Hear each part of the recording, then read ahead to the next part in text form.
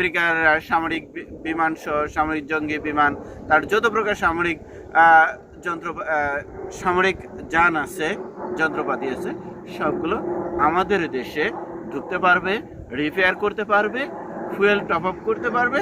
এবং এই এলাকায় যেহেতু গোয়েন্দা তথ্য এবং এইগুলো যখন আমাদের দেশে আসবে, কোনো না কোনোভাবে একটা লংগেস্ট টাইম তারা থাকতে পারবে।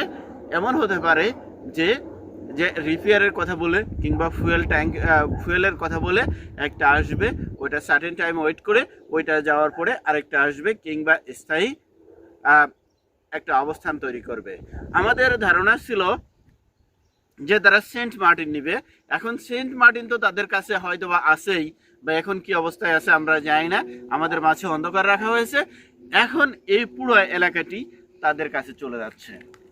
কোনো কারণে যদি এই আমেরিকার সাথে ভারত কিংবা চীনের যুদ্ধ হয়, তাহলে এই জায়গা দাঁড়াবে কি যে ভারত কিংবা চীনের সাথে কোনো প্রকার যুদ্ধ হলে ইরানের সাথে যেমন আমেরিকার যুদ্ধ হওয়ার পরে তারা আশেপাশের কান্ট্রিগুলো মিসাইল মেরে কি করেছে আমরা স্বচক্ষে দেখেছি, ঠিক একইভাবে এই বাংলাদেশ হবে ব্যাটল গ্রাউন্ড, অর্থাৎ যুদ্ধের ক্ষেত্র হবে এই বাংলাদেশ। যেহেতু এই অঞ্চলে একমাত্র সামরিক বেজ, আমেরিকার সামরিক বেজ এবং সামরিক যন্ত্রপাতি, সামরিক বিষয়গুলো আমাদের দেশে, অর্থাৎ আমাদের দেশে অবস্থান করছে।